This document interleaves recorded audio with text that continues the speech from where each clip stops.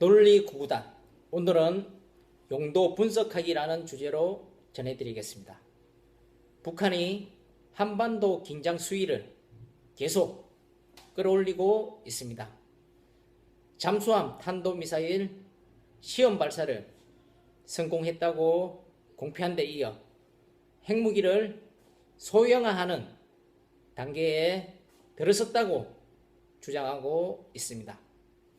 이런 가운데 현정철 북한인민무력부장에 대한 숙청, 처형 소식이 전해지고 있습니다. 그리고 반기문 유엔 사무총장의 개성공단 방문을 갑자기 취소시켰습니다. 이를 두고 이상징후가 곳곳에서 노출되는 것 아니냐는 분석이 나오고 있습니다.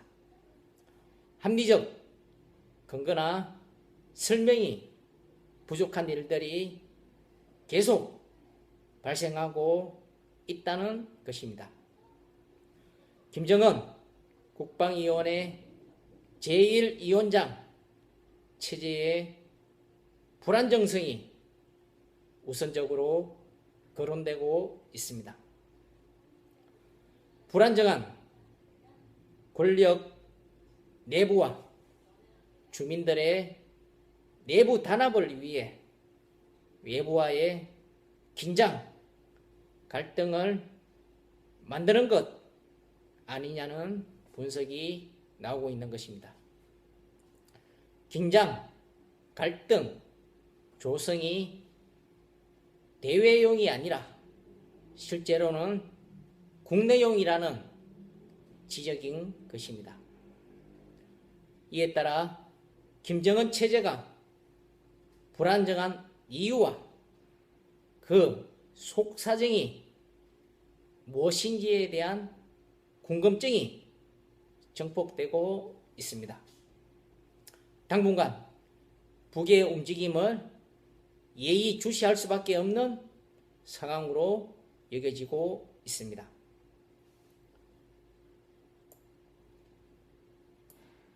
예컨대 어느 나라의 정상이 앙숙관계인 외국의 정상을 맹비난하며 대립각을 세웠습니다.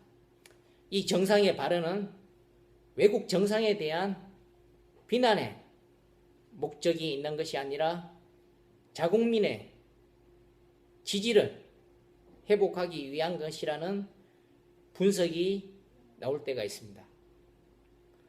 앙숙지간인 나라에 대해 좋지 않은 감정을 가진 국민들의 속을 시원하게 해서 국민들의 지지율을 끌어올리기 위한 것이라는 것입니다. 국내용이라는 것입니다. 대내용 코멘트, 대외용 발표, 국외용 행동 식으로 사용되기도 합니다. 어떤 발언이나 행동이 해당 사안보다 다른 것을 겨냥하고 있다는 것입니다. 정책 당국자나 기업 관계자의 언행을 분석할 때 용도를 따져보면 이해도를 높일 수 있습니다.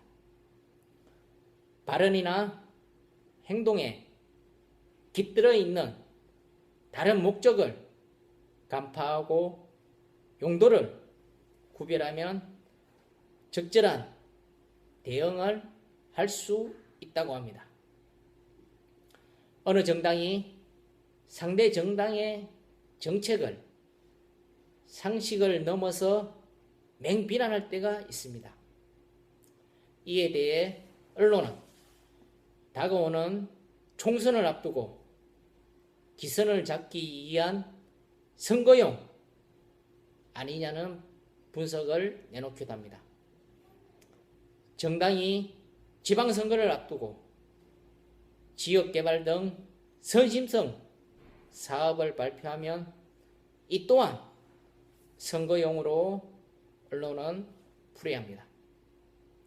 선거에서 표를 많이 얻기 위한 발표라는 것입니다. 정당은 선거에 생사가 달려있기 때문에 모든 것을 쏟아붓습니다. 초중학교의 반장 선거에서도 반장이 되면 무엇을 하겠다라고 공표합니다. 선거용 코멘트로 볼 수 있습니다. 선거 이후에는 사정이 생기고 환경이 여의치 않아 실행에 어려움을 겪을 수도 있습니다. 실행 여부는 이후에 문제인 것입니다. 사회생활이나 직장에서도 남을 배려하는 듯한 말을 하지만 실제로는 자신을 위한 말을 하는 사람이 있습니다. 가정에서도 배우자를 위하는 듯 하면서도 자신을 위하는 코멘트를 하기도 합니다. 어떤 발언에 대해 국면 전환용 발언, 민심 어루만지기용 발언 등으로 분석을 하기도 합니다. 언행 자체에 목적이 있는 것이 아니라 다른 곳에 목적이 있다는 것입니다. 이상 센서블 뉴스에서 전해드렸습니다.